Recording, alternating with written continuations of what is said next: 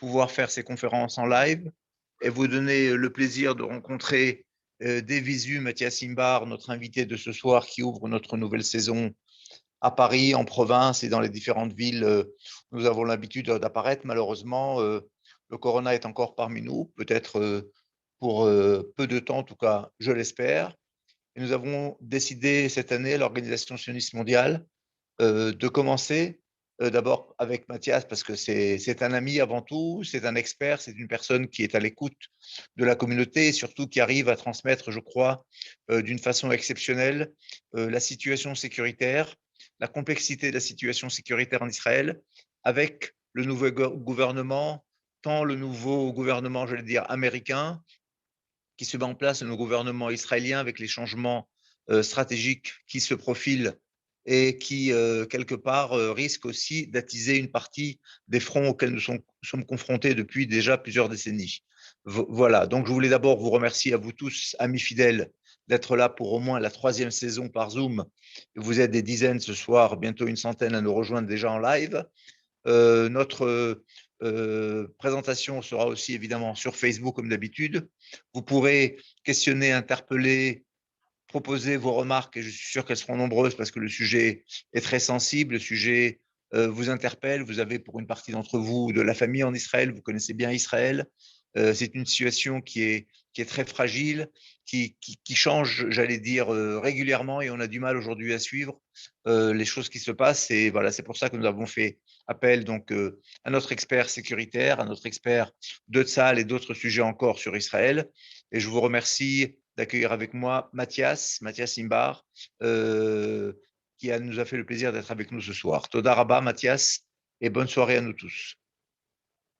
Merci beaucoup et l'occasion pour moi d'abord de remercier bien évidemment, de te remercier Avi, de remercier encore une fois la confiance affichée par Yasmine qui est toujours au rendez-vous et qui essaie de trouver à chaque fois le meilleur angle.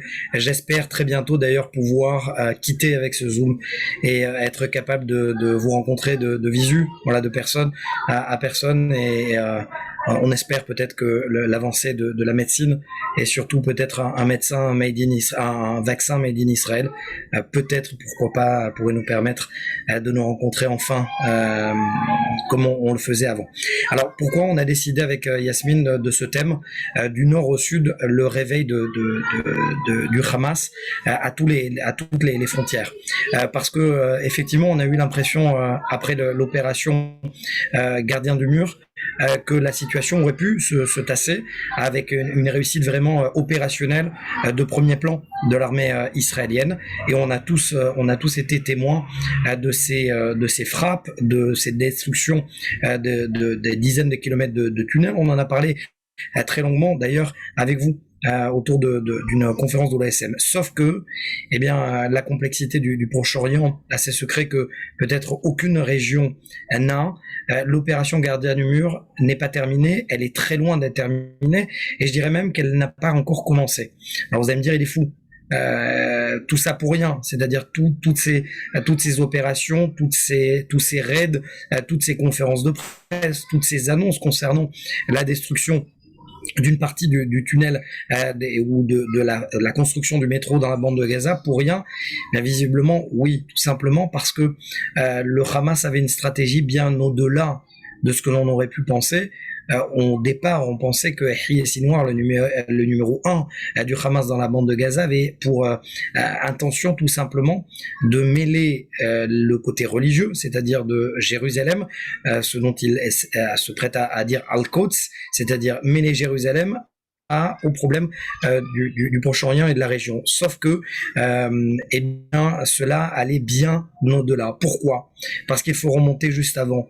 Et au fur et à mesure des semaines qui ont suivi l'opération Gardien du Mur en mai dernier, eh bien, on se rend compte que le plan était quasiment machiavélique de la part de Yahya Sinwar, qui comprend parfaitement, je le répéterai jamais assez, c'est un terroriste qui comprend l'hébreu, qui parle hébreu, qui comprend le jeu politique israélien.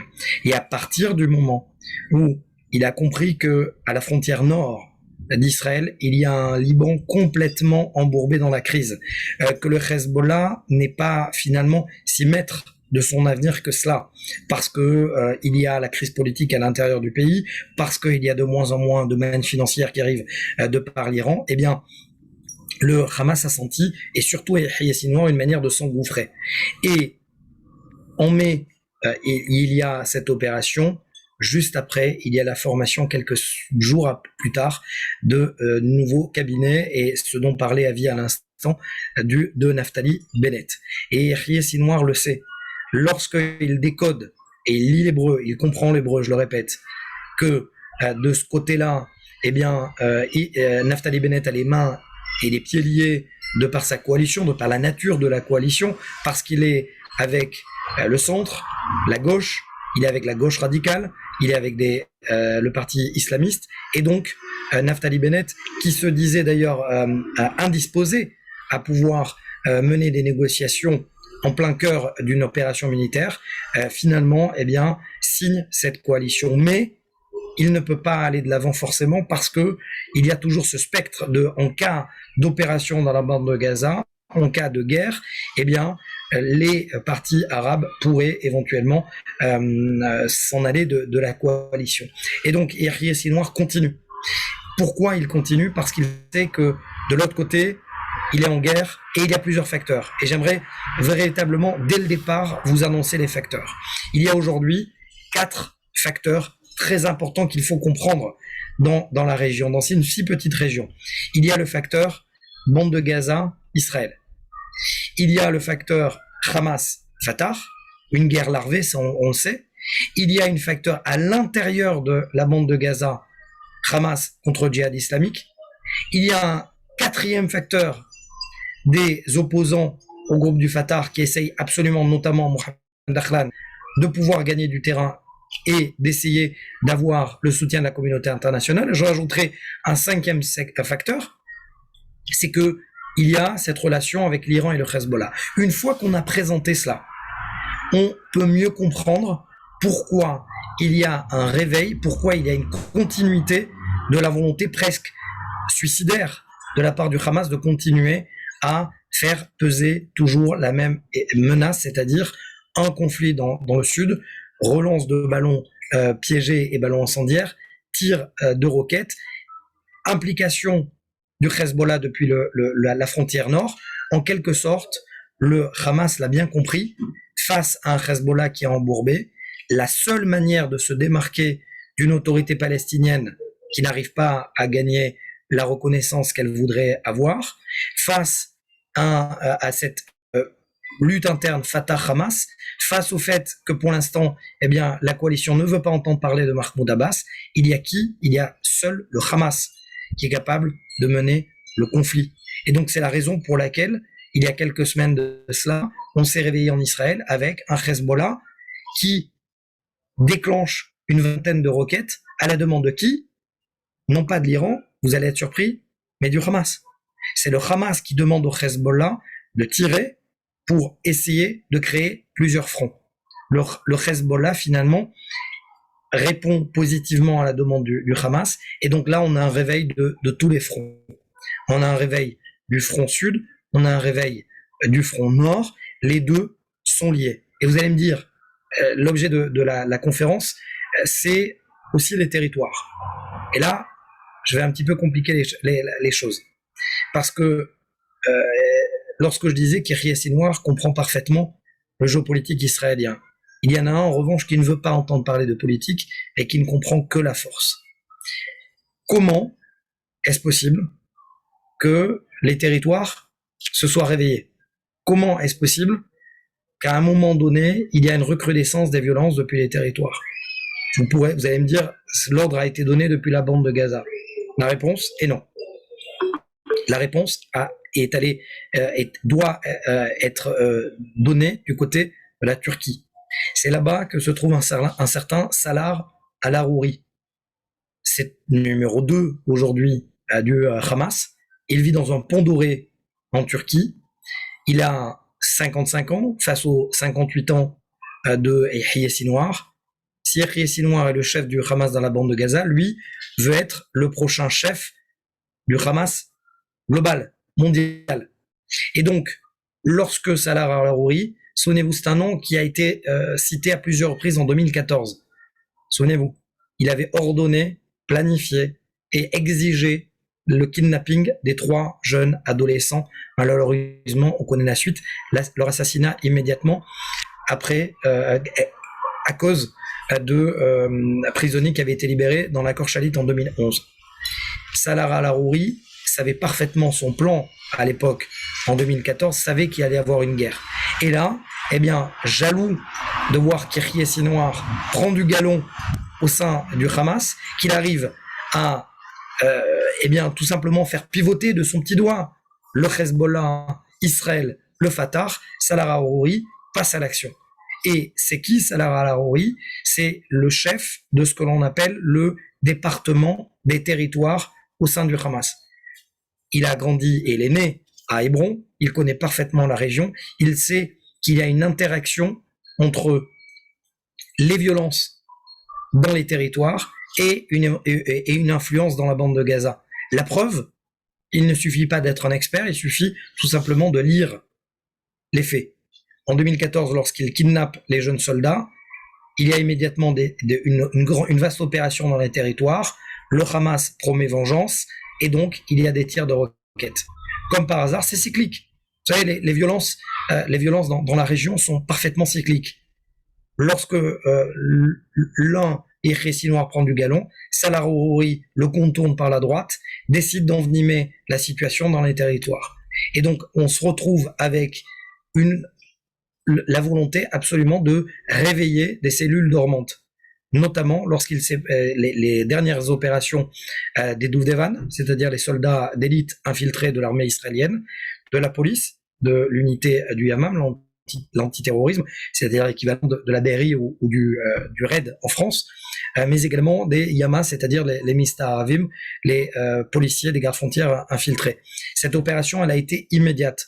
Alors vous allez me poser la question, mais comment c'est possible que sur foi de quoi toutes ces unités d'élite opèrent? D'ailleurs, j'ai entendu dans la rédaction de 24 News, on me disait, mais que cherchent ces unités d'élite? Pourquoi elles sont là-bas sur place? Est-ce que véritablement il y a un vrai besoin qu'elles soient sur place est-ce qu'on n'est pas en train d'animer la situation? Est-ce qu'on n'est pas en train de titiller le Hamas? Non.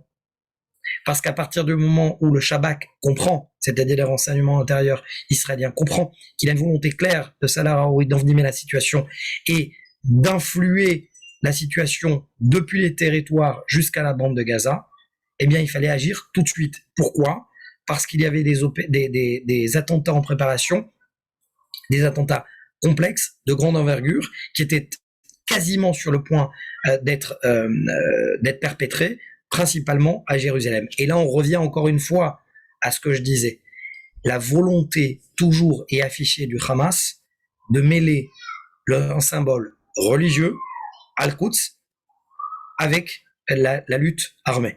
Et donc, on en revient toujours à la même problématique, il fallait agir immédiatement. Et vous allez me dire, dans ce cas-là, vous savez, aujourd'hui, c'est moi qui pose les questions et j'y réponds en même temps.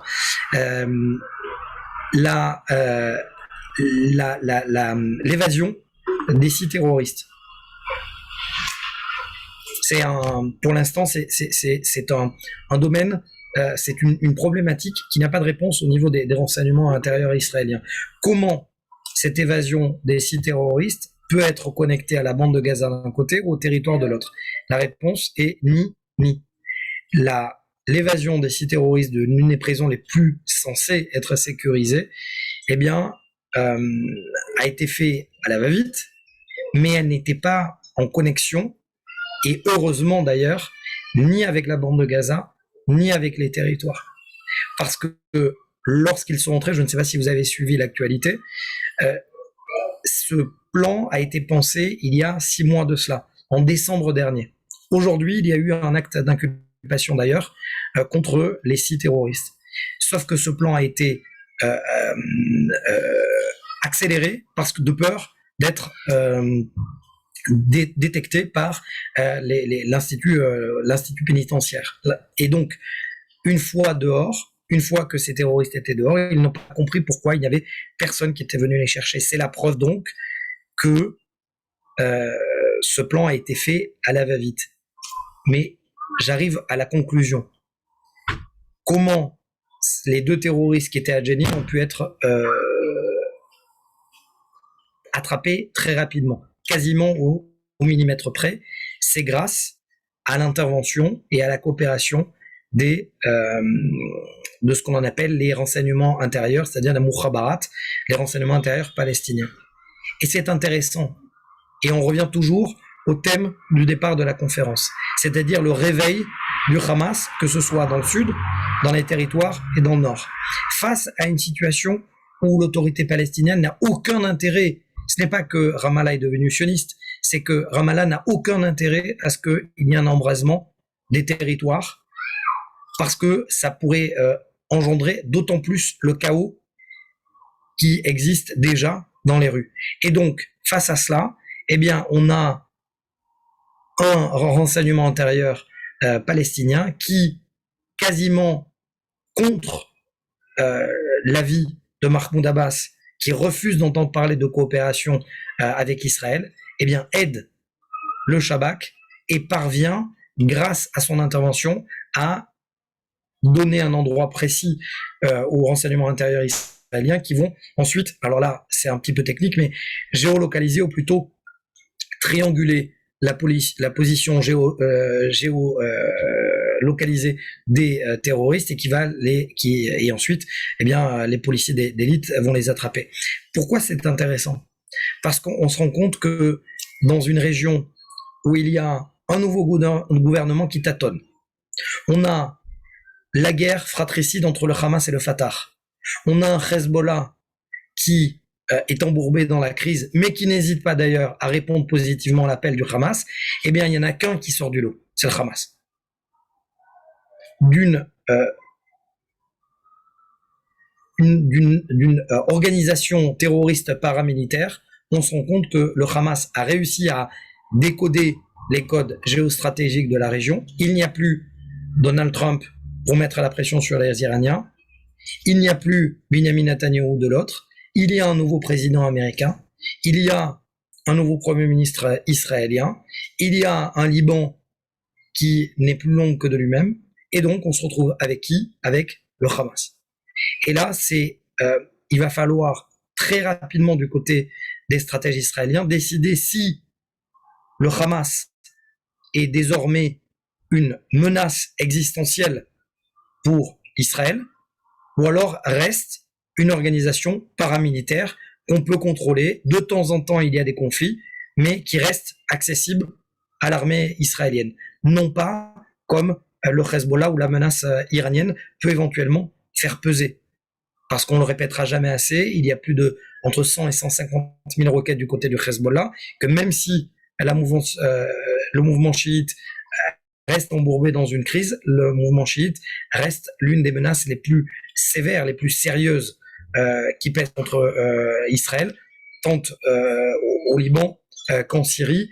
D'ailleurs, je vous invite à suivre l'émission qui va être diffusée mercredi, où on fait un parallèle entre la guerre du Kippour en 1973, où Israël affrontait la Syrie, avec la Syrie ou le front nord d'aujourd'hui, avec l'implication immédiate de l'Iran en Syrie.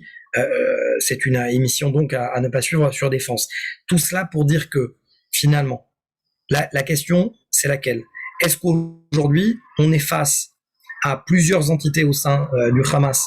Il faut reprendre éventuellement les éliminations ciblées pour frapper un coup sévère et pour montrer qui est le souverain sur place, pour essayer immédiatement d'envoyer un message au Hamas et ne pas laisser Yahya Sinwar prendre de plus en plus du galon, ou alors il faut laisser faire et laisser cette guerre fratricide que se menait d'un côté Yahya Sinwar dans la bande de Gaza, il est né à Khan Younes, et de l'autre Salah al-Harouri, et se laisser déclencher à chaque fois des mouvements et être bien évidemment sur le qui-vive pour essayer d'enrayer à chaque fois des phénomènes d'embrasement. Pour l'instant, l'état-major militaire israélien n'a pas donné sa réponse. Pour l'instant, l'état-major israélien estime qu'il faut d'abord se concentrer sur l'Iran, encore et toujours sur l'Iran, sur le Hezbollah, sur ses ministres de précision, et le Hamas reste un problème annexe. C'est dangereux.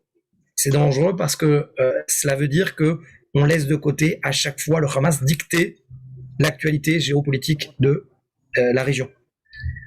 Et donc on tourne en rond. Cela fait plusieurs années qu'on tourne en rond. Il n'y a aucune politique claire qui est aujourd'hui mise sur la table capable de régler le problème du sud de la bande de Gaza. Personne n'a pour l'instant trouvé la solution. Or, le gros problème, c'est que lorsque, et je reviens toujours au thème de la conférence, lorsque le Hamas était une organisation paramilitaire qui sévissait principalement dans la bande de Gaza, vous pouvez la contrôler.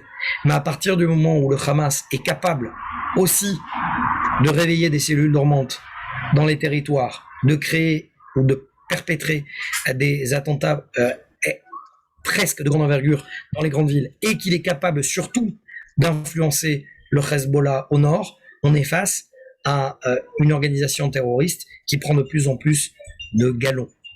Face à cela, on a qui? On a Naftali Bennett. Alors, Avi le disait à l'instant, Naftali Bennett, c'est un homme politique qui connaît les rouages de la défense. Il a été ministre de la Défense, mais qui, encore une fois, est pour l'instant bloqué par sa coalition. Il a à côté de lui un ministre de la Défense, Benny Gantz, qui ronge son frein, qui aurait pu être Premier ministre par alternance avec Benjamin Netanyahu, qui ne l'est plus, et qui pour l'instant essaye tant bien que mal de poursuivre son rôle en tant que ministre de la Défense, en tant qu'homme d'État. Je répondrai à la question justement d'un des spectateurs de cette conférence qui me demande la question du nucléaire iranien. C'est exactement là où se positionne aujourd'hui Benny Gantz. Parce que Benny Gantz a choisi non pas de se concentrer sur le Hamas, normalement ça serait son rôle, puisqu'il est ministre de la Défense, et qu'il est censé régler le problème de la bande de Gaza et du réveil des cellules dormantes, mais vers qui se tourne Benny Gantz? Par studio interposé, eh bien, il s'attaque au nucléaire iranien. Et lui dit eh bien, que la bombe, que l'Iran est sur le point de se doter de la bombe nucléaire. Pourquoi il parle de cela? Parce qu'il essaie de se positionner en homme d'État, en vieux routard de la politique face à, entre guillemets, de novices, c'est-à-dire Benny Gantz, Naftali Bennett de côté et Yair Lapid de l'autre. Et donc, on est face à plusieurs voix qui sont prononcées, qu'on entend dans le gouvernement, et on n'arrive pas clairement à comprendre quelle est la stratégie de défense militaire stratégique de ce gouvernement. Qui décide? Est-ce que c'est Naftali Bennett? Est-ce que c'est Benny Gantz? Est-ce que c'est Yair Lapid qui annonce à l'avance qu'il va avertir les Américains en cas d'opération en Syrie ou ailleurs, ce qui n'était du jamais vu d'ailleurs? Est-ce que c'est Aviv Kochavi, le chef d'état-major, mais il lui reste que très peu de temps à passer à la tête de l'armée israélienne, et donc on a une sorte de cacophonie. Pour l'instant, ça tient la route, parce qu'il n'y a pas une volonté claire des organisations terroristes de créer une sorte de conflit sur plusieurs fronts. Mais dans le cas où il y a éventuellement un conflit au sud ou au nord de manière simultanée, voire peut-être en Iran, quelle va être la concertation? Qui va décider? Comment ça va se décider? C'est une vraie question aujourd'hui. C'est une vraie question aujourd'hui. Pour l'instant, nous n'avons pas de réponse. Tout simplement parce que la manière dont Naftali Bennett, et je ne parle pas de politique, encore une fois, j'analyse stricto sensu, la politique ne m'intéresse pas. Ce qui m'intéresse, c'est l'analyse des mots choisis, de la stratégie mise en place ces derniers mois. Oui, l'armée israélienne, sur ordre de la classe politique, intervient à chaque fois qu'il y a un ballon incendiaire. Effectivement, c'est nouveau, ce qui n'était pas le cas lors du précédent gouvernement. Mais là, pour l'instant, on a un nouveau chef du Mossad, Dedi Barnea, qui a succédé à Yossi Cohen.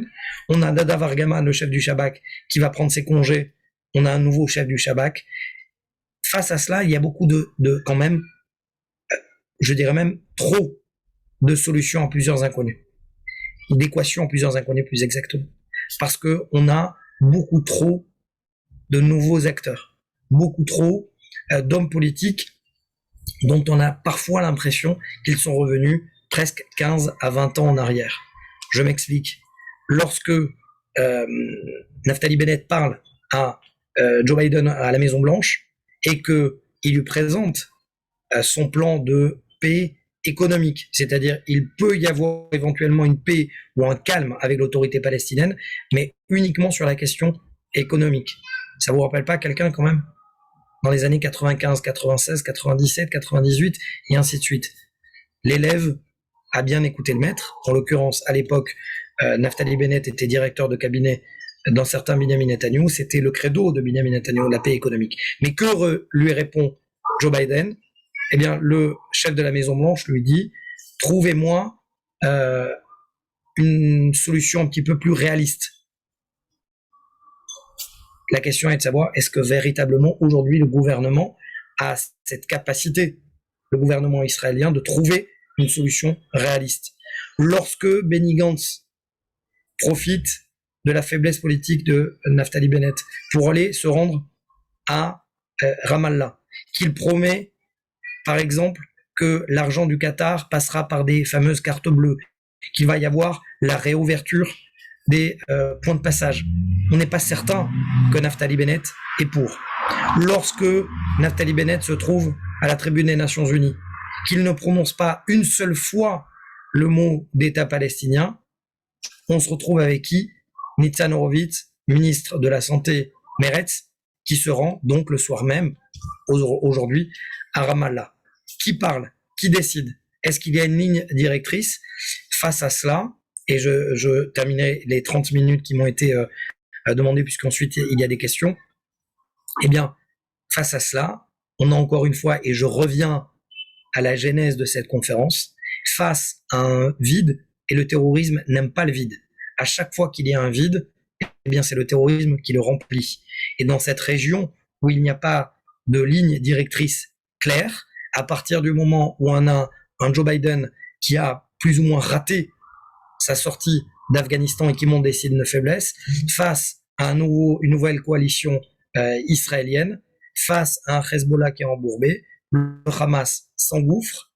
Attention au dur réveil éventuel, parce que derrière tout cela, derrière cette tentacule, il y a encore et toujours l'Iran qui, avec une sorte d'araignée, une sorte de marionnette, eh bien, est à la baguette, et le réveil pourrait être très sévère du côté d'Israël, avec éventuellement soit un conflit généralisé à plusieurs fronts, soit au pire, et le scénario du pire, eh bien, un conflit dans le sud, avec encore une fois, eh bien, un conflit entre le Hamas et Israël. Mais dans ce cas-là, eh bien, est-ce que la coalition se maintiendrait? Pour l'instant, personne n'a la réponse, même si, je dois le préciser, les députés de la liste RAM du parti islamiste ont déclaré que pour l'instant, ce n'était pas une condition sine qua non pour la survie de cette coalition. Pour l'instant, personne n'a la réponse. Je vous laisse à vos questions. Merci beaucoup, Mathias, pour cette intervention remarquable, claire et précise. Comme tu l'as dit, il y a beaucoup de questions. Alors, deux possibilités. Soit tu les lis, soit on te pose les questions. Soit tu les lis, tu réponds directement, soit on te les... Alors, concernant la stratégie qui peine à s'établir, le temps joue pour ou contre la situation, pour le Hamas et pour l'Iran. La situation joue contre Israël. À partir du moment où il n'y a pas de stratégie, encore une fois, le Proche-Orient n'aime pas le vide, n'aime pas le manque de réalisme, n'aime pas le vide stratégique, et qu'il faut clairement avoir une position claire. Est-ce que Israël va laisser les États-Unis négocier avec l'Iran? Pour l'instant, Naftali Bennett a dit être contre le programme nucléaire iranien, mais a dit en même temps ne pas vouloir être opposé publiquement aux États-Unis dans ces négociations. Dans le même temps, on a un Yair Lapid qui dit que finalement l'accord de Vienne en 2015 n'était pas si mal que cela. Dans une autre problématique, les accords d'Abraham, Naftali Bennett y était opposé à l'époque. Aujourd'hui, il en retire le principal usufruit. Est-ce qu'il va y avoir aujourd'hui le maintien de cette entente stratégique entre les Émirats arabes unis, le Bahreïn et Israël? Est-ce que d'autres pays vont se mêler? Pourquoi, par exemple, et encore une fois, ça fait partie toujours de cette attente, on est toujours en attente à l'heure actuelle, pourquoi il n'y a pas de confirmation des relations de paix avec le Soudan? Le Soudan qui était un acteur pro-iranien, qui a pendant des années servi au transfert d'armes iraniennes depuis Port-Soudan jusqu'au désert du Sinaï, à Gaza et ensuite au Liban.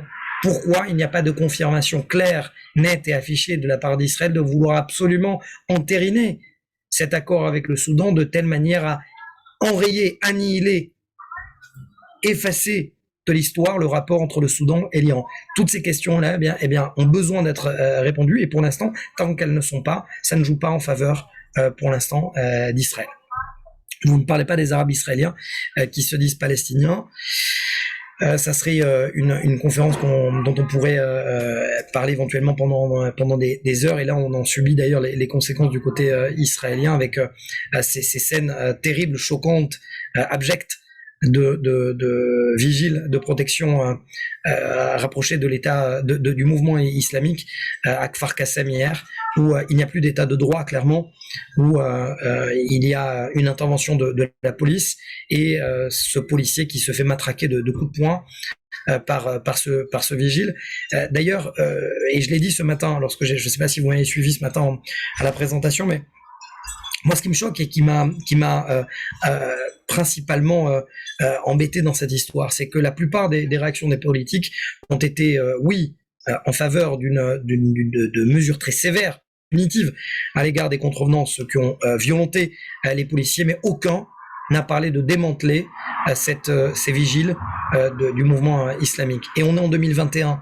Comment Kfar Qassem, qui est à une trentaine de kilomètres au nord de Tel Aviv, comment on se retrouve avec une vigile, une milice rapprochée, privée du mouvement islamique en plein cœur du territoire israélien? Est-ce que cela veut dire que ces milices demain vont prendre les armes et vont se retourner contre Israël? C'est une vraie question. Alors, il y a une décision aujourd'hui de prise, presque une sorte de décision historique de la part du cabinet israélien, c'est-à-dire que le Shabak et l'armée israélienne vont aider les policiers à aller chercher les armes illégales. Sauf que après avoir demandé et posé la question au porte-parole du ministère de la Défense, eh bien, vous allez être surpris, mais le ministre de la Défense lui-même, Benny Gantz, n'était même pas au courant qu'il allait être engagé dans cette lutte pour la recherche des armes illégales. Donc ça, on continue encore avec cette cacophonie. On voit mal comment l'armée israélienne, qui n'a pas vocation à entrer dans les villes israéliennes, normalement, eh bien, pourrait être impliquée dans une opération de sûreté nationale. C'est ce qu'on appelle la Homeland Security en anglais, la sûreté intérieure, où c'est normalement, historiquement, pas le rôle de l'armée israélienne. C'est soit du Shabak et de la police, soit de la police elle-même. Je pourrais encore parler, bien évidemment, des heures, mais on pourrait éventuellement, regretter le fait que la liste rame effectivement, à condamner les violences, mais pas celle de la liste arabe unifiée, qui continue de camper sur ses positions et qui a même été favorable à ce dessin depuis, qui a été repeint, mais sur les murs d'Oum el-Fachem, qui est une ville au nord d'Israël et qui jouxte la ville palestinienne de Jenin, où ont été peints les portraits souvenez-vous, des deux terroristes qui avaient tué 2 policiers druzes sur le mont du Temple. C'était en juillet 2017. Pas de condamnation, donc il y a un véritable problème, une 5e colonne, un véritable État dans l'État. Et là aussi, il va falloir, mais ça n'a pas d'ailleurs du gouvernement Bennett, le problème de gouvernance, la guerre de gouvernance, comme on a pu l'appeler, dater déjà de l'époque de Netanyahou. Toutes ces inconnues ne sont-elles pas liées au nouveau gouvernement fait de briques et de brocs et qui ne peut gouverner? J'aurais quand même une certaine, loin de moi l'idée d'appeler ces partis de briques et de brocs. Ce sont des partis politiques qui aspirent à régler un problème de fond dans la classe politique israélienne, dans la crise politique que connaît Israël. On ne parle pas de briques et de brocs, on parle surtout pour l'instant, d'incapacité à prendre une décision. C'est-à-dire que chaque décision qui doit être prise est reportée. En l'occurrence, le démantèlement de Khan al-Ahmar reporté, c'est un village bédouin au nord de Jérusalem et à proximité de Maale Adumim, est reporté de 6 mois. La carte des priorités nationales censée allouer un budget de l'État aux localités situées au-delà de la ligne verte, comme cela a été le cas depuis que la droite est au pouvoir, eh bien cette décision est décalée encore une fois de 6 mois.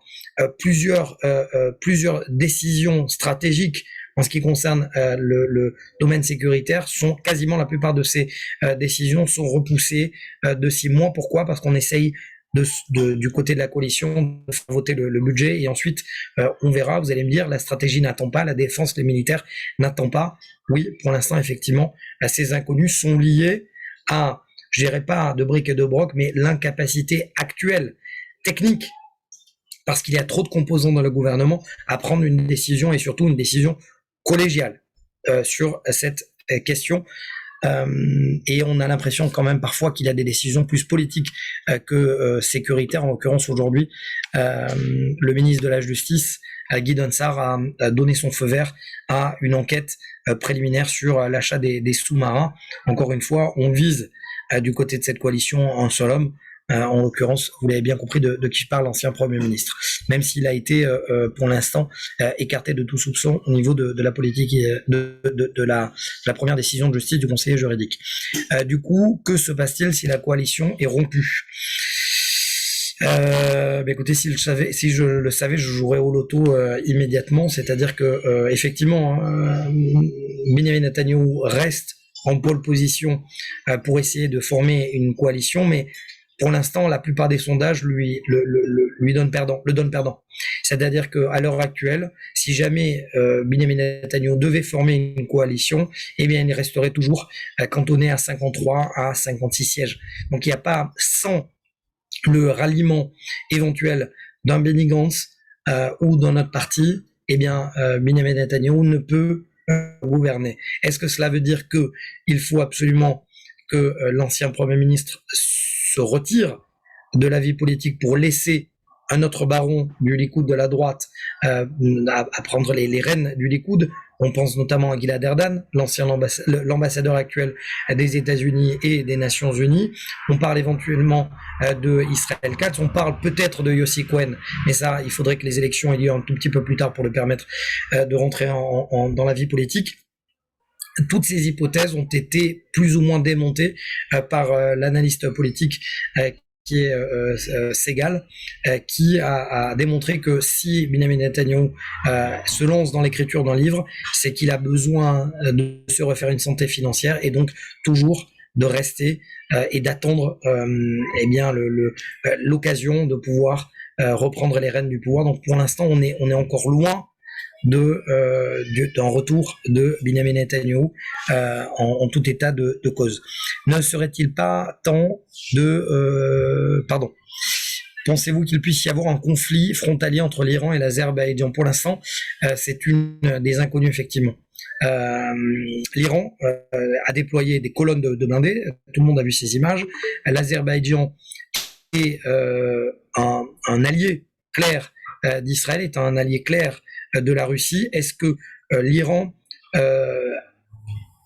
passera à l'action et véritablement n'hésitera pas à frapper des intérêts azéris face à un allié de la Russie? Pour l'instant, c'est la vraie question, parce que cela voudrait dire donc que l'Iran n'a pas peur de la confrontation globalisée, généralisée. Donc, cela veut dire que l'Iran va au casse-pipe et va quasiment à une guerre généralisée. Pour l'instant, il y a beaucoup plus une démonstration de force de l'Iran que d'un réel passage à l'acte. Jusqu'à présent, d'ailleurs, l'Iran a toujours mesuré ses frappes, notamment contre Israël. À chaque fois qu'il y a eu des frappes avérées d'ailleurs, contre des navires israéliens ou ayant appartenu à des Israéliens, il s'agissait de mesures selon les propres termes utilisés par Téhéran, de représailles. Donc, est-ce qu'on peut imaginer véritablement une entrée en guerre, un casus belli de la part de l'Iran face à l'Azerbaïdjan? Pour l'instant, je dis bien pour l'instant, on en est encore loin. La logique de Téhéran est assez difficile à être perçue.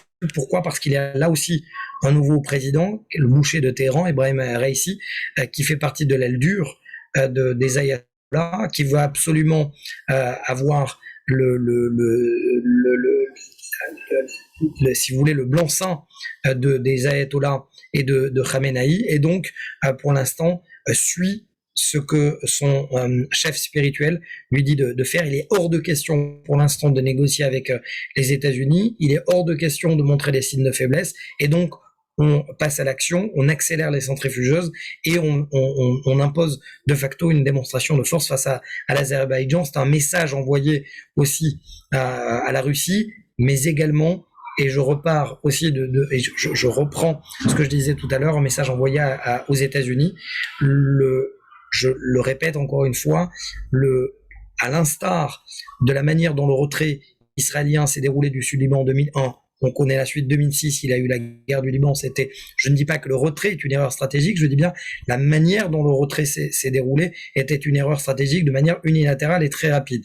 Et donc, à l'instar de cela, le retrait américain était inscrit, on savait qu'il y allait avoir un retrait américain, mais ce retrait américain a été fait à la va-vite, trop de confiance mis entre les mains de l'armée afghane, et donc face à cela, l'armée et l'Iran s'est senti renforcé parce qu'il y a un axe également entre Téhéran et du côté de l'Afghanistan, et donc on a face à cela véritablement un jeu de cartes géopolitiques qui se redessine. Ne serait-il pas temps de revoir l'ensemble de la politique d'Israël vis-à-vis des Arabes et d'arrêter de se bercer d'illusions à ce sujet? Je suis désolé de vous répondre, mais les Arabes israéliens sont israéliens, font partie d'Israël à part entière, votent, ont le droit et des devoirs, et que si l'idée même de pouvoir s'en séparer, c'est complètement enfin, j'ai même du mal à répondre à cette question, parce que les Arabes israéliens doivent se prendre en main, effectivement. Il doit y avoir un réveil collectif des Arabes israéliens. Il y a un certain réveil, notamment on l'a vu, puisque certains Arabes israéliens ont permis à la police israélienne de repérer une partie des 6 terroristes qui s'étaient enfuis de la prison de Gilboa, en l'occurrence 4. C'est eux qui ont donné les informations, d'ailleurs, aux grandes dames des Palestiniens, qui les ont traités de traîtres. Mais il faut qu'il y ait un véritable réveil collectif de la société arabe israélienne. Je prendrai clairement, pour répondre à votre question, je me souviens qu'à l'époque, en 2016, j'avais réalisé un documentaire de 16 minutes sur les armes illégales dans la communauté arabe israélienne, et la manière dont les leaders politiques ou des conseils régionaux de villes arabes israéliennes pouvaient éventuellement travailler main dans la main avec la police israélienne. Je reprendrai la phrase du maire de Jisr al-Zarqa, qui est juste qui est quasiment frontalier à la ville de Hadera. Je lui posais la question, mais que demandes-tu? Et il me répondait, bien, que la police fasse son travail.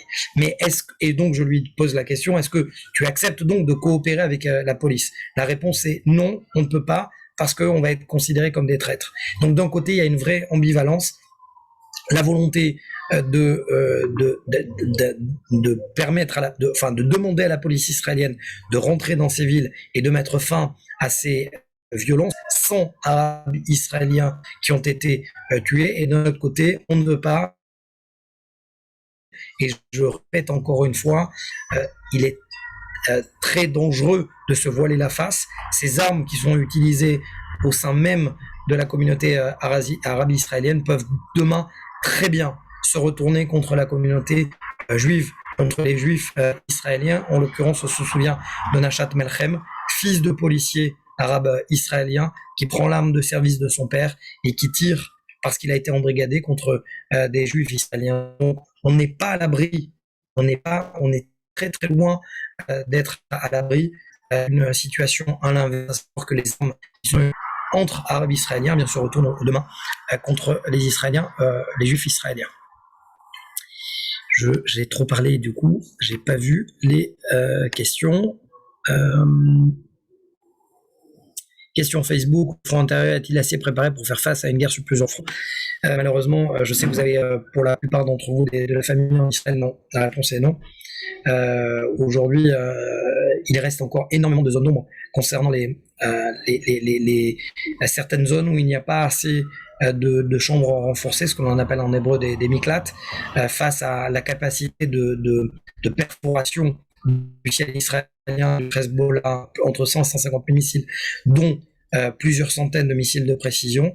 Pour l'instant, l'arrière-front n'a pas encore conscience des dangers et de la menace que font peser toutes ces dizaines de milliers et ces centaines de milliers de missiles, si j'englobe ceux du sud et éventuellement ceux tirés par les rebelles Houthis qui ont prêté allégeance à l'Iran. Donc véritablement, il faut absolument que l'arrière-front ait conscience que demain, de conflits généralisés sur plusieurs fronts, on ne retrouvera plus les scènes que l'on a connues en 1967 et 1913 avec des colonnes de blindés ennemis. On sera face véritablement aux roquettes qui vont pleuvoir par milliers, par centaines sur le territoire israélien. Il va falloir effectivement non seulement que ce bouclier antimissile tant vanté par les forces de sécurité non seulement fonctionne, il n'est pas hermétique à 100%, mais surtout que les Israéliens répondent positivement aux injonctions de la défense passive, c'est-à-dire rester dans les abris, et surtout il va falloir encaisser les coups, parce que je le répète encore une fois, certains disent que je suis pessimiste, mais les coups vont malheureusement pleuvoir du côté en provenance du front nord et du front sud en cas de conflit généralisé. Est-ce que la population est affectée par cette ambiance? Pour l'instant, non. Pour l'instant, non, parce que, encore une fois, heureusement qu'on a des services de sécurité qui sont au quotidien, qui travaillent 24 heures sur 24, et il faut leur rendre hommage d'ailleurs du travail effectué au quotidien par tous ces jeunes, par le Shabak, qui arrive à déceler des attaques en préparation et de pouvoir les enrayer avant qu'elles ne soient mise à exécution, et surtout le travail incessant des renseignements intérieurs qui sont capables d'enrayer plusieurs centaines d'opérations ces dernières semaines. Que pensez-vous de la demande financière de l'Iran aux États-Unis? Elle n'a pas changé, c'est-à-dire que le pouvoir de Raisi reste le même, et la demande de l'ayatollah Khamenei reste la même exactement que celle émise par son prédécesseur, en l'occurrence Rouhani, à savoir que d'abord on lève les sanctions financières, et ensuite on peut discuter. Et c'est là le vrai danger pour l'armée, pour l'administration américaine, à partir du moment où vous relâchez la pression de l'oxygène. Il faut savoir que le terrorisme a pour oxygène les armes, certes, mais surtout l'argent. À partir du moment où vous fermez l'oxygène et vous asphyxiez le régime iranien, il est de moins en moins il a de moins en moins envie, et surtout il a moins d'entrain à passer à l'action. Et donc le danger de la nouvelle administration américaine, en l'occurrence celle de Joe Biden, c'est de pouvoir relâcher la pression, de pouvoir, ce qui a été fait d'ailleurs, enlever certains officiels israéliens de la liste noire de l'OFAC, c'est-à-dire l'organisme du Trésor américain, de leur permettre encore une fois de faire des contrats, et de nouveau que les billets verts arrivent en Iran. Et ça, c'est très dangereux, parce que ça permet également de financer le terrorisme et donc plusieurs opérations israéliennes. La Russie prétend pouvoir neutraliser les missiles israéliens en Syrie. Est-ce que c'est vrai? Est-ce que c'est la fin politique de la Russie de fermer les yeux sur les attaques contre le Hezbollah? La Russie, oui, a les services, les systèmes S-300, systèmes de missiles anti-missiles qui ont été délivrés à la Syrie, qui ont mis énormément de temps à être actionnés, à être opérationnels. Oui, des systèmes de missiles qui sont capables effectivement d'intercepter des missiles israéliens pour la plupart, mais en attendant, l'armée de l'air israélienne s'est entraînée pendant des mois. On a vu tous ces entraînements à vol bas effectués avec l'armée grecque, qui a permis notamment à l'armée israélienne de pouvoir contourner le problème des S-300. Ensuite, il va y avoir un réel problème, c'est les S-400, voire les S-500, qui sont sur le point d'être opérationnels. Si ces systèmes de missiles anti-missiles sont déployés sur le terrain syrien pour faire face aux opérations, selon des rapports étrangers, opérations israéliennes, effectivement, ça risque de mettre un frein aux opérations israéliennes, mais pour l'instant, ce n'est pas le cas. Et on espère quand même qu'il va y avoir une vraie discussion, entente entre la Russie de Vladimir Poutine et celle, pour l'instant, en l'occurrence, de Naftali Bennett, comme cela avait été le cas entre Benjamin Netanyahu et Vladimir Poutine, deux hommes qui se respectaient non pas parce qu'ils s'aimaient, mais tout simplement ils se respectaient par intérêt commun. Ne faut-il pas arrêter de verser des sous à Gaza? Écoutez, ceux qui ont suivi mes précédentes conférences le savent, c'est que cette idée d'acheter le silence de la bande de Gaza n'est pas nouveau. Date de 2009, lorsque Gabi Ashkenazi était chef d'état-major. Déjà à l'époque, on pensait à acheter le silence du Hamas. Certains diront que, mais alors quoi, l'idéologie du Hamas, ce n'est pas d'effacer de la carte à Israël, c'est aussi le dollar. Et oui, parce que le Hamas de son côté, eh bien, aime bien vivre. Il faut financer la vie administrative de la bande de Gaza. Et donc, tant qu'il n'y a pas de dollar, eh bien, il n'y a pas de calme. C'est un cercle vicieux, mais malheureusement, pour l'instant, je le disais, tant qu'il n'y a pas de solution, et pour l'instant, il n'y a pas de solution, que ce soit un gouvernement Netanyahu ou un gouvernement Bennett, tant qu'il n'y a pas de solution à long terme dans la bande de Gaza, eh bien, il va falloir éteindre à petit feu ce départ de brindilles, en l'occurrence par quoi? Eh bien, par de l'argent, ou alors éventuellement une solution à long terme. Là aujourd'hui, à l'heure actuelle, au moment où on se parle, eh bien, il y a une large délégation du Hamas au Caire avec les renseignements égyptiens. Une délégation du djihad islamique doit arriver également au Caire. Est-ce qu'il va être question d'un accord d'échange de prisonniers aux conditions, bien évidemment, du Hamas? Est-ce que l'Égypte, qui a énormément à gagner avec cette nouvelle administration américaine et une coalition en Israël qui est assez balbutiement, eh bien, l'Égypte d'Al-Sisi peut être véritablement le grand frère de la région et a énormément à gagner si jamais l'Égypte parvient à ramener un calme plus ou moins durable dans la région. Et pour l'instant, eh bien, du côté de l'Égypte, la seule solution, et elle est partagée finalement avec Israël, c'est-à-dire ramener de l'argent dans la bande de Gaza. Le plus important, c'est de trouver un mécanisme qui empêche de facto le Hamas de se servir. Le mécanisme de cette fameuse carte bleue qui permet aux civils gazaouis de retirer l'argent, eh bien, sauf que derrière, et je prendrai l'exemple, souvenez-vous de cette malheureuse interview de Gilad Shalit lorsqu'il avait été libéré. Devant l'écran, il y a Gilad Shalit et derrière, il y avait un homme armé du Hamas. C'est exactement la même situation dans la bande de Gaza. Derrière tout civil qui va retirer cet argent, il y aura éventuellement le Hamas qui va ponctionner l'argent à la base. Donc, pour l'instant, il n'y a pas de solution miracle. Les F-35 peuvent-ils passer à travers la S-400 et la S-500? Oui.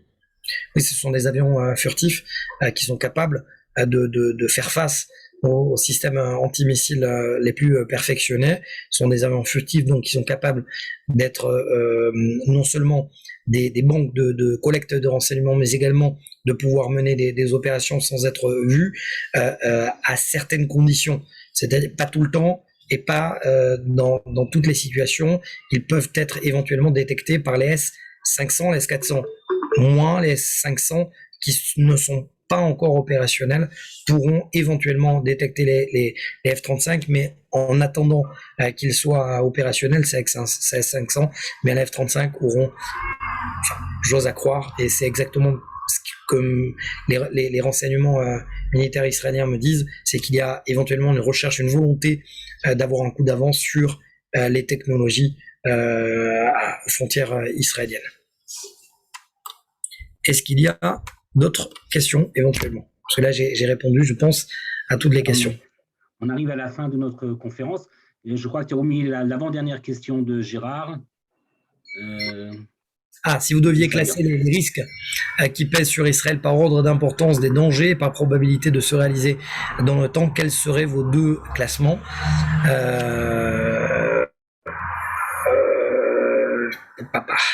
C'est une question extrêmement intéressante et qui me laisse plus ou moins pantois.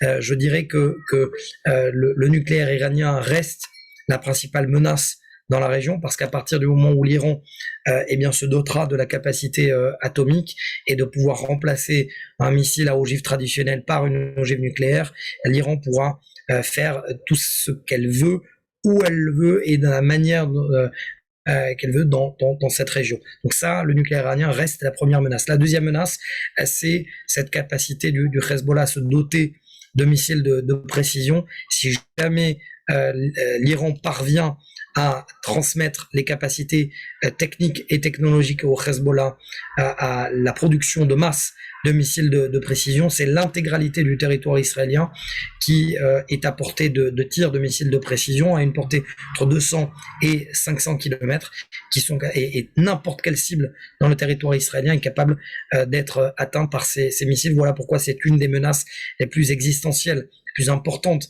qui pèsent sur Israël. Troisième, je dirais finalement en trois, c'est le Hamas, et c'est l'objet de notre conférence. C'est le Hamas qui véritablement, pour l'instant, gêne la stratégie mise en place par les renseignements militaires israéliens et l'armée israélienne de pouvoir empêcher l'Iran de se doter de l'arme nucléaire et les missiles de précision d'arriver entre les mains du Hezbollah. Je le répéterai jamais assez, mais malheureusement, lorsque vous entendez dans la presse récemment, Sergueï Lavrov dire, le ministre des Affaires étrangères russe, après une visite, après avoir reçu Yair Lapid à Moscou, dire que les Américains, les Russes, les Israéliens vont se rencontrer pour essayer de trouver une solution à l'installation iranienne aux frontières et aux portes israéliennes, c'est un trompe-l'œil. Parce que il y a déjà eu un accord qui aurait dû obliger les Iraniens à se retirer à 80 km de la frontière du plateau du Golan. Jusqu'à présent, rien ou quasiment rien n'a été fait. Et malheureusement, aujourd'hui, les Iraniens sont au Liban, les Iraniens sont dans la bande de Gaza et les Iraniens sont aussi en Syrie aujourd'hui et sont là pour y rester. Il y a une véritable chiisation, si vous me permettez l'expression, du sud de la Syrie aux portes d'Israël. J'espère avoir été clair. Merci Mathias pour ton exposé très intéressant, très pertinent. Merci beaucoup Avi, merci beaucoup Yasmine. Peut-être que Yasmine, tu conclus, tu nous donnes les programmes des festivités prochaines. Oui, d'abord merci à Mathias et merci à vous tous. On est très contents de retrouver tous nos auditeurs fidèles et on vous donne rendez-vous jeudi soir pour un tout autre thème avec Manu Cohen toujours à 19h heure française. Manu Cohen, c'est la nouvelle star de la télé-réalité israélienne, donc ça n'a rien à voir avec le thème d'aujourd'hui, mais voilà. Pourquoi pas, peut-être qu'un jour je serai aussi dans une télé-réalité, pour l'instant c'est pas le cas. Ok, merci Mathias, c'était très très intéressant, merci beaucoup et Shavua Tov. Au revoir. Shavua Tov.